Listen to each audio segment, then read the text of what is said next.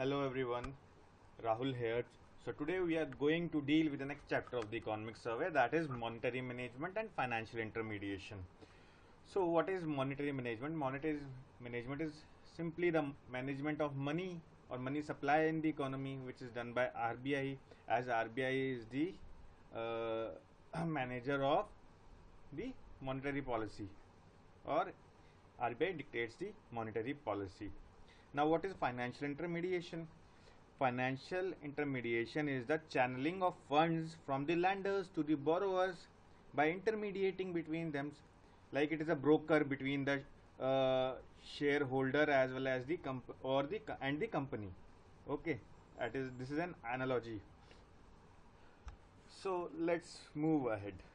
Now the markets of various economies have been very volatile. So why is these markets volatile?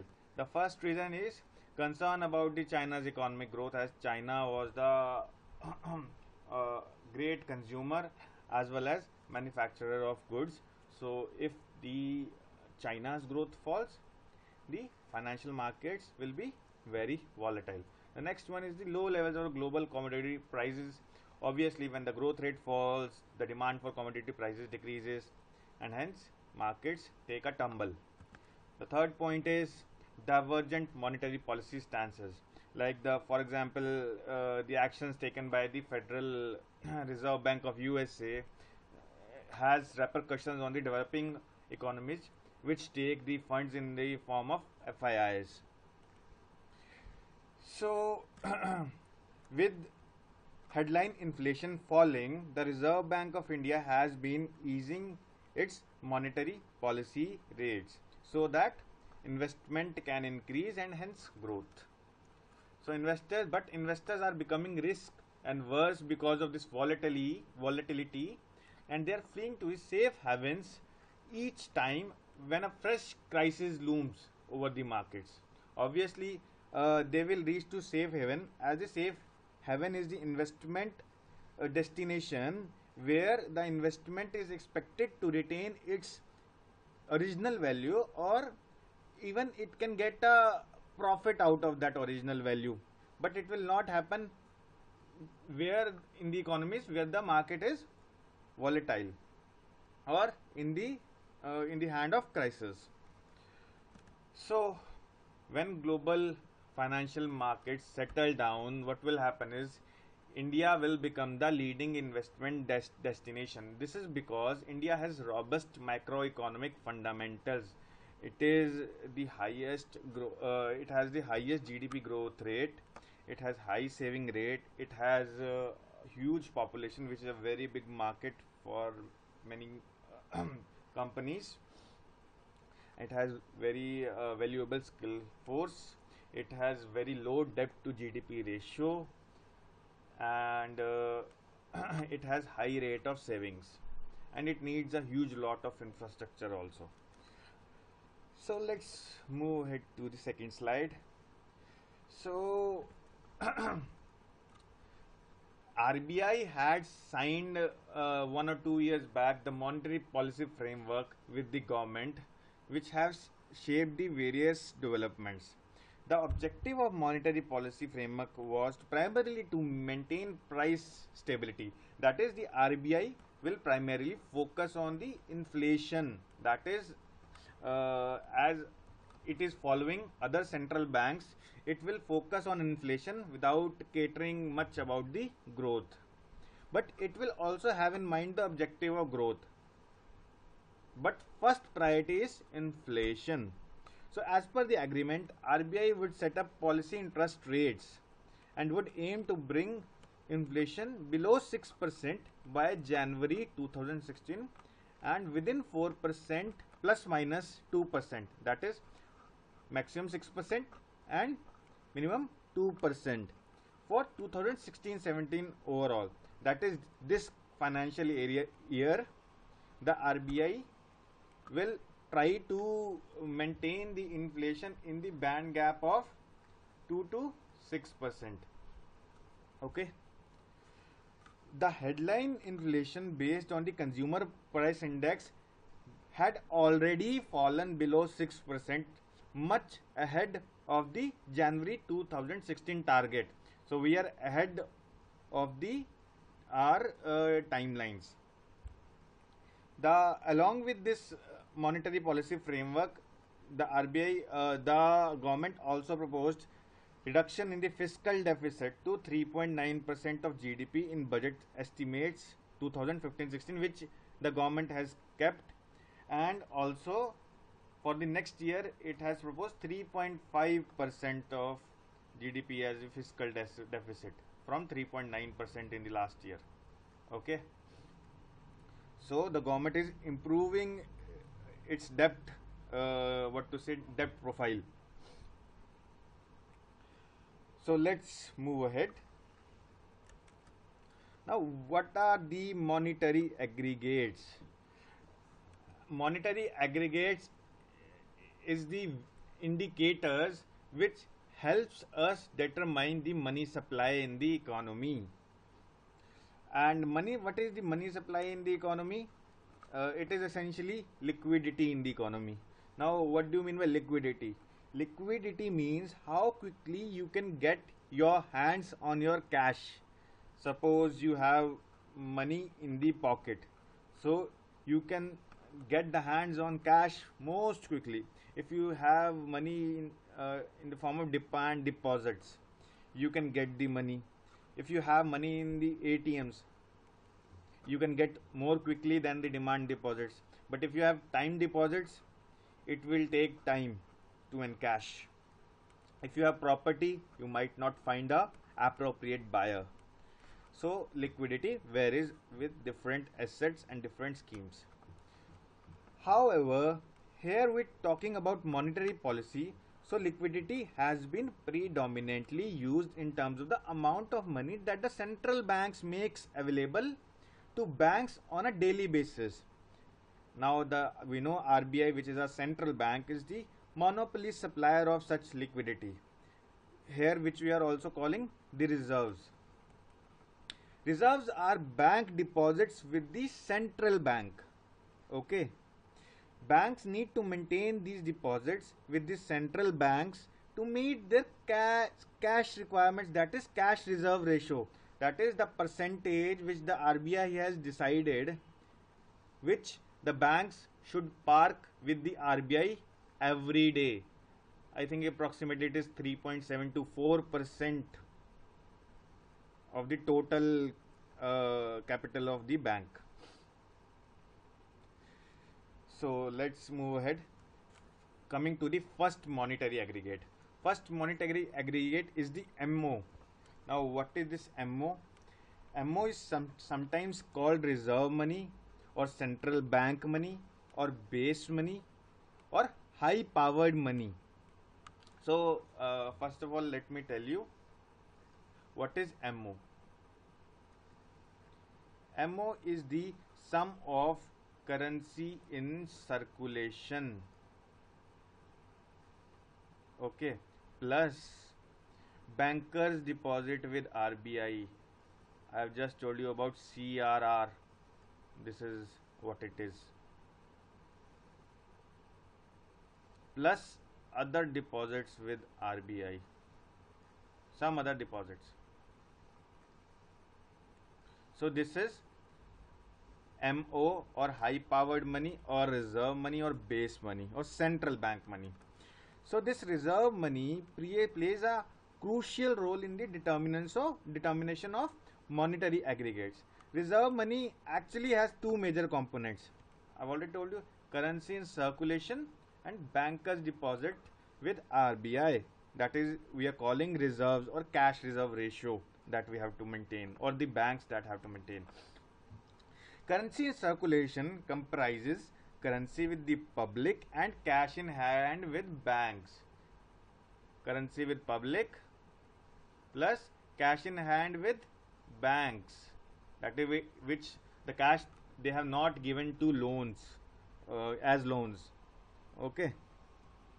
The public's demand for currency is determined by a number of factors such as real income of the public, price level or inflation in the economy, the opportunity cost of holding currency. Suppose there are many instruments on which the people are not getting a lot of interest, so they will keep the money with themselves and wait for the best opportunity to invest the money. And also the other point is the availability of alternative instrument of transactions, for example ATM card, credit or debit cards, check payments. So these all determine the public's demand of currency. ठीक है. So the demand of reserves, the reserves here is the cash which the banks have to park with the RBI. It depends upon the requirement for the maintenance of CRR and to meet payment obligations. Okay.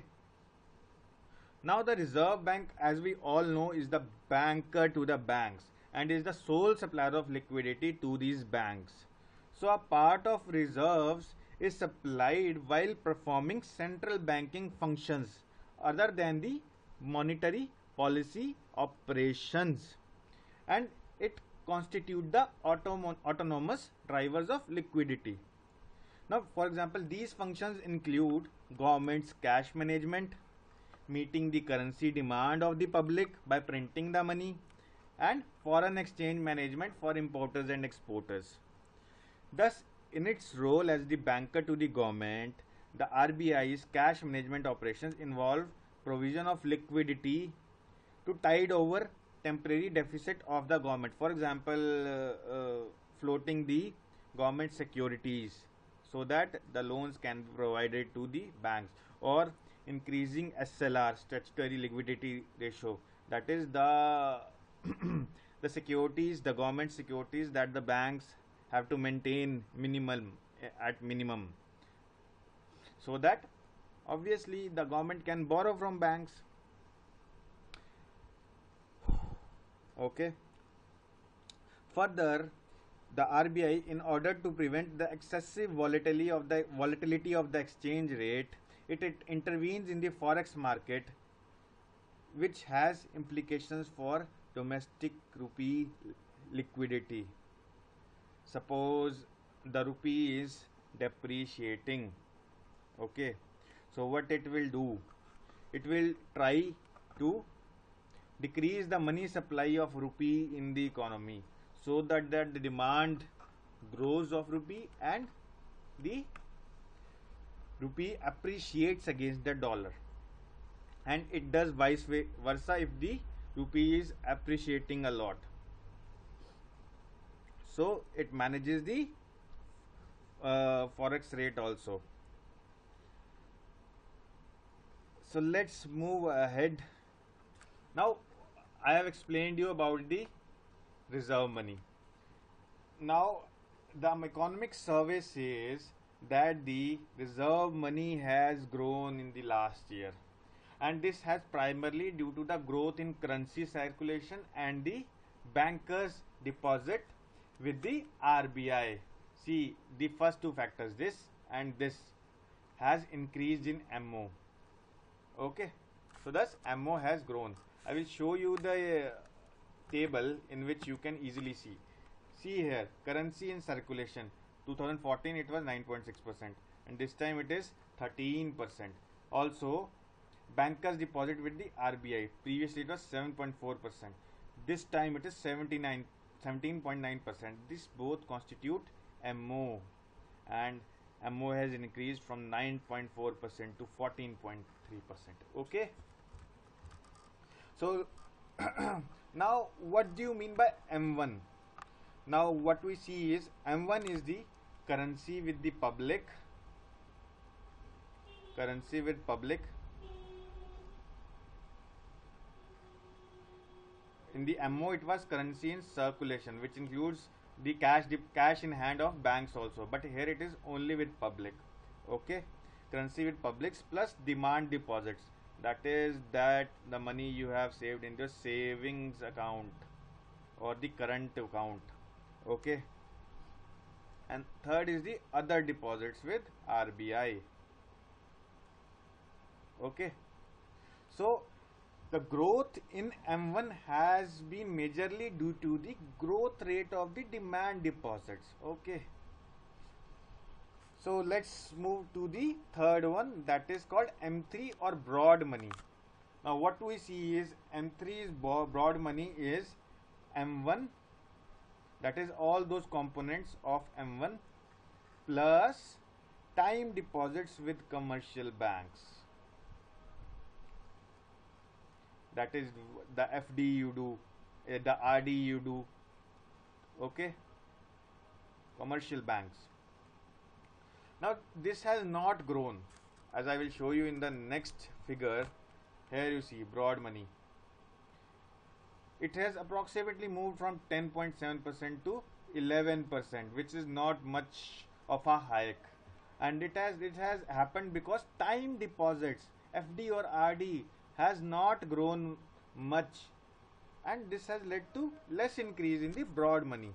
Similarly, if you want to see about the M1 or narrow money, what you see, currency with the public has grown from 9.3 to 13%. Bankers deposit with the RBI has already increased, I have told you. Demand deposits you see here 10.4 to 11.9%. So these factors have led to increase in narrow money from 10% to 12.8%. Okay. And M3, that is the broad money, has not grown due to the fall in the time deposits. Though the inflation has dropped and the real rate of interest has become positive for the money depositors, but time deposits have not picked up even then. This is due to investment being clogged in gold and in real estate. Gold is giving much more returns than these time deposits, so people have invested in gold. And real estate 2-3 years back was giving a lot of money, and people have spent their savings in the real estate, but the problem is the market has fallen down, and as the real estate is not much liquid, the people are finding problems to buy to get the buyers, and even the buyers who are coming, they are offering very low price for the real estate. Okay. So in this lecture, actually in the economic survey, what we see is there is a lot of data. So I have skipped the data because it is not important. I have given you an overview of the monetary aggregates. Now obviously when M3 or time deposits with the bank will decrease, so it will lead to decreased ability of banks to give loans to the people or corporates, and this has happened. Also the other problem with the banks is high huge NPAs, because of which they are not able to grant loans. So let's move ahead. Now liquidity management. So liquidity management is also very important thing, because the RBI needs to balance the demand and supply of liquidity. It does this through various methods,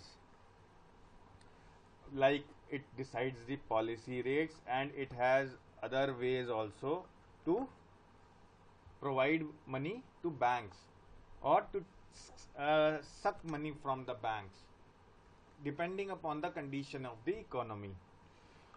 So the economic survey says that the liquidity condition in the Q1 of the financial year 2015-16 was tight.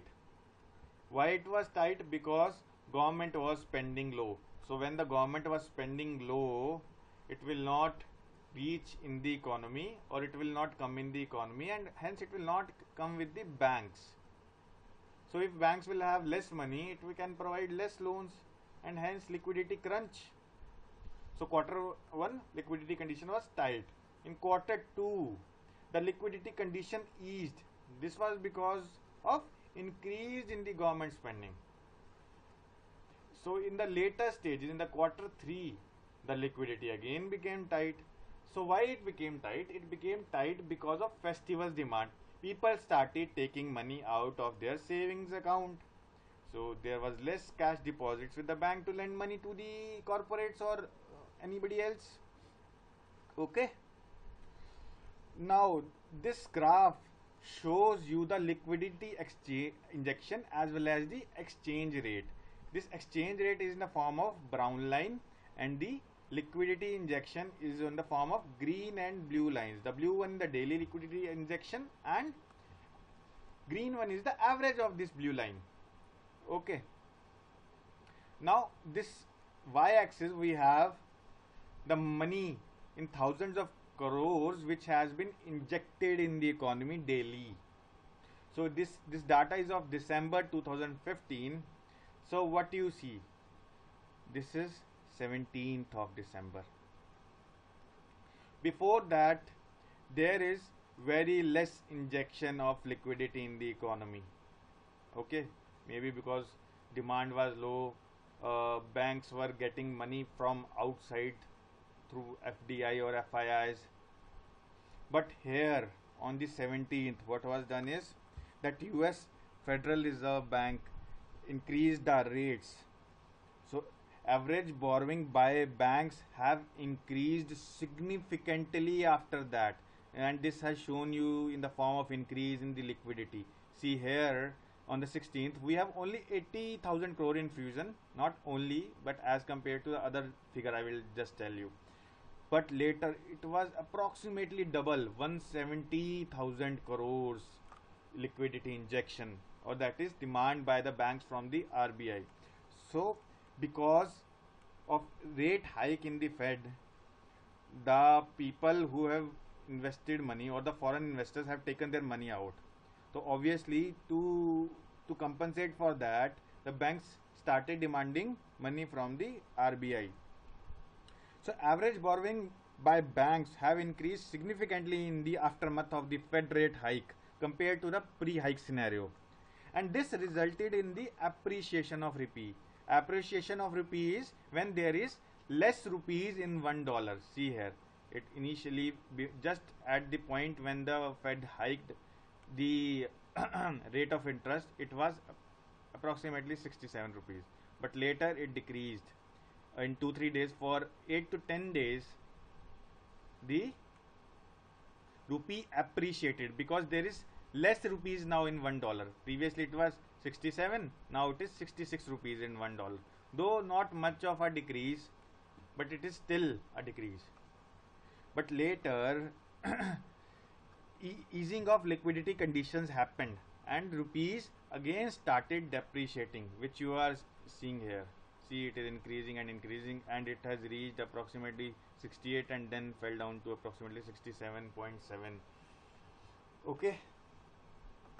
So now how does the RBI manages liquidity? It manages liquidity mainly through the liquidity adjustment facility. Liquidity adjustment facility is a monetary policy tool which allows banks to borrow money through repurchase agreements. Actually, what is LAF or liquidity adjustment facility is that it is the policy rates or repo and reverse repo rates which helps in aiding banks in adjusting their day-to-day mismatches in liquidity. Okay, what is repo? Repo is repurchase operations, that is banks need money on a particular day. What they will do is they will go to the RBI. How will they will get a loan from the RBI is they will sell the government securities to the RBI, and RBI in return will pay the money to the banks, thus maintaining the required liquidity of the banks. But after a day, the banks need to return the money to the RBI. So they will again buy the government securities. That is, RBI will give the money, give the securities to the banks, and in return will take money with some interest. That is whatever RBI is decided as repo rate. Okay. But when the RBI itself initiates or when it requires money itself, it will sell the government securities to the banks and it will take the money from the banks for a day, and when it will have to return, it will return at a rate which is given by everybody knows that it is given by reverse repo rate. Okay.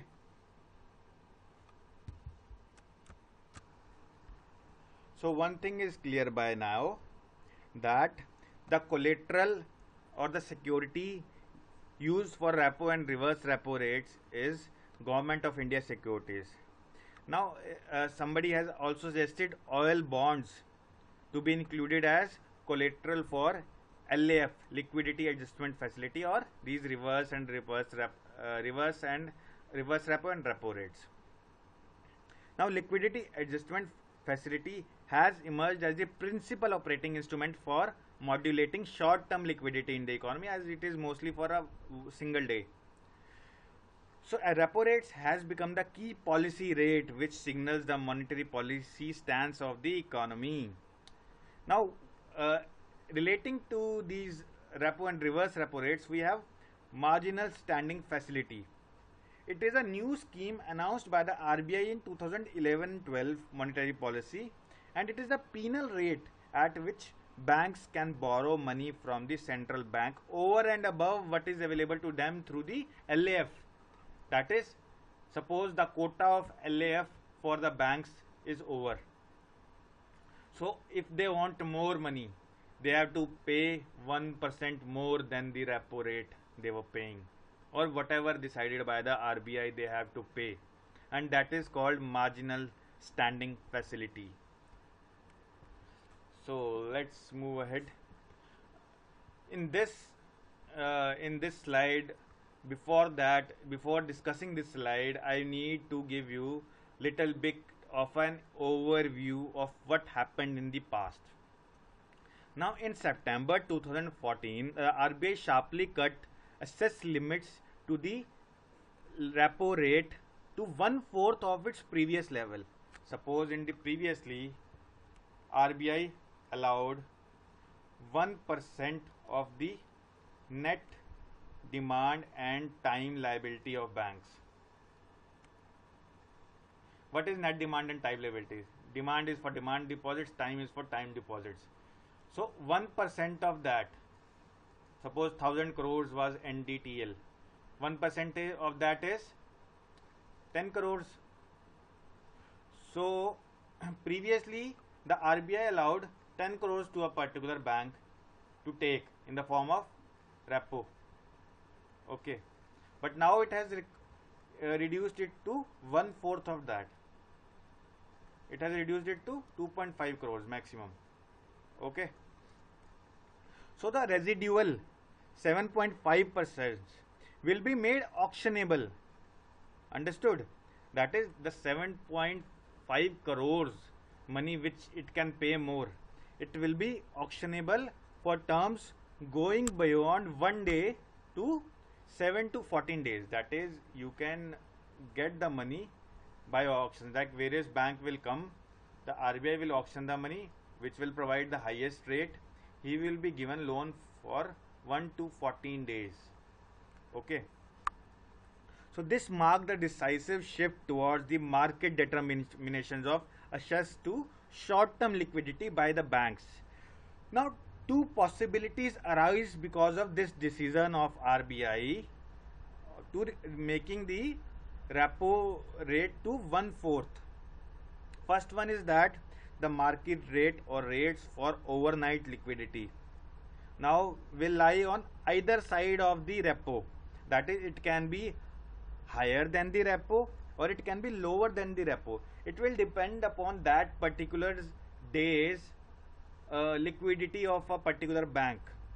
If the bank has enough liquidity, obviously the demand for this money will be less, and hence market rates will be less. And if the demand is more, like more banks vie for this 75% or 7.5 crores of the money, so it will have more rate of interest. Okay.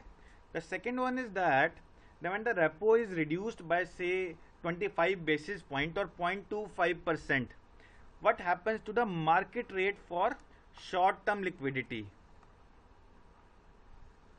it becomes a function of whether the central bank eases liquidity commensurately with the policy rate or not. Suppose RBI reduced the rate by 0.25%. Okay, but it has not give much liquidity even after reducing the rate by 0.25%. It will be a sitter, or liquidity crunch will be there. It will be of no use for the economy, so to say. So RBI will conduct 14-day term repurchase auctions 4 times a fortnight, up to an aggregate amount of 0.75% of the system's net demand and time liabilities. I have already told you. What it is essentially saying is that 0.25% given in the form of repo, okay, of NDTL, 0.75% left. It will be divided into 4 parts. That is, 4 auctions will happen within 14 days on defined dates, and 0.75% by 4, that is 1/4 of money will be auctioned in each sitting in the 14 days. Okay. Unlike earlier, RBI has announced a fixed schedule of these 14-day term repo operations, which are used by banks for their day-to-day requirements. Okay. Now, additionally, RBI has said that it will conduct overnight variable rate repo auctions based on the assessment of liquidity in the system and government cash balance available for auction for that day. So the central bank's latest measures on liquidity are likely to bring stability to the overnight call rates, as they have scheduled it, and hence banks can plan their daily liquidity requirements based upon the variable rates at which the RBI auctions. So now coming to the concept of call money. What do you mean by call money? Call money is the overnight funds that are lent by one bank to another bank. Suppose RBI's 0.25% repo requirement has been met by the bank, or banks has banks has taken the money whatever was allotted to it, and it can take more. If it has to take more, it will need to pay more through auction. So what the bank does is, it approaches other banks and through a rate called call money rate. So one bank lends to other bank through the call money rate. So call money is a short-term finance repayable on demand with a maturity period of 1 to 14 days or overnight to fortnight. I have already told it is interbank. The money that is lent for 1 day in this market is called call money, and if it exceeds 1 day, it is called notice money. So commercial banks have to maintain a minimum cash balance, as everybody knows. So these cash reserve ratio can be maintained by taking the money from other bank at call money rate. Okay. So the interest money paid is the call money rate. So it is a highly volatile rate. It was a highly volatile rate that varies from day to day, and sometimes even from hour to hour. See here. Now here comes the graph. What you see here is the call rate. What is call rate is? This is weighted average call rate. Weighted average is all the volatility it has been adjusted. This brown or dark red one is the weighted average call rate. Now what do you mean by weighted average call rate? I will tell you just now. But see in the graph. Before this monetary policy agreement signed by, not agreement, framework made by the RBI in the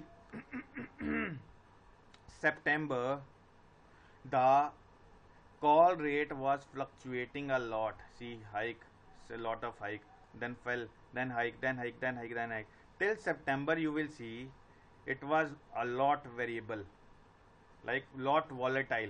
But after September's agreement, see, these peaks have reduced a lot. You're seeing just one peak here, one peak here. It has been stable. Here it will be because of some shock it has would have hiked. Otherwise it would not have hiked a lot. See the consistency here. Very less change in the call rate, and it is approximately following the repo rate. Okay. So what is this call rate or weighted average call rate? The declared operating target of the RBI is the overnight call money rate or the weighted average call rate. Since it has to be averaged across what can be called is the quite wild volatility even in the course of a single day, because in a single day there is a lot of changes in the call rate. Call money is actually a uncollateralized bond borrowing. That is, we don't have to give something in return of taking a loan at call money, and it is based upon the trust. Unlike the repo rate, in repo rate the bank or the the bank have to give securities to get loan from the RBI, or the RBI had to give securities to give loan to the to take loan from the banks at the reverse repo rate. But here there is no role of securities. Okay, I can give you a domestic example to call money. Suppose you take a loan of milk from a neighbor because at a particular day you had unexpected flood of guests demanding tea. The neighbor is left holding no assets to encash in case of milk loan is not returned in cash or kind. Like you have taken the milk loan, even if you don't return, the neighbor has not made sure that you will return, because he has not taken any security. Like he has not taken 10 rupees that if you give money back to me, or if you give my milk back to me, only then I will return you 10 rupees. So this is not the case. So even if the default in call money happens, it is probably rare in the case of this milk. Most of the time the neighbor will return the milk to the neighbor, because they are living together for so long and has made a bonding and trust each other. Okay, so similar to that, banks give loan to each other at call money rate, and they don't take any security from each other because they trust each other. Okay, so RBI measures follow an increased volatility in the overnight call market rate since RBI shifted to 7-day and 14-day repo format. Obviously, because each day the auction is not going to happen, so banks have to prepare in advance. So the overnight rate had a tendency to move 1% higher or 1% lower than the repo rate, and banks had to grapple with this 7-day and 14-day money to fulfill their daily requirements. Okay, so the other way out taken by banks is the market repos. One repo is the between RBI and banks. The market repo is the exchange of central and state government securities or corporate securities between scheduled commercial banks. This is not under liquidity adjustment facility, it is between banks. Okay, so that this revised liquidity framework put in place by the RBI since 5 September 2014 has helped in containing volatility in the WACR. You are seeing here WACR, this red line. It has curbed volatility after September 14, as I have already told you. So under this new framework, RBI used variable repo rate, reverse repo rate auctions of various tenors, as well as outright open market operations of buying and selling of securities. Also, it did the normal liquidity operations like liquidity adjustment facility to manage the liquidity. So it ensured that the adequate liquidity is available in the economy, and accordingly the weighted average call rate or the operating target of monetary policies remains closely aligned to the policy repo rate. What is policy repo rate? See here, this green line is the policy repo rate. Previously it was fluctuating a lot before the September, but after that there is a very less fluctuation in the WACR as compared to the repo one, the green line. Okay, so thank you everyone.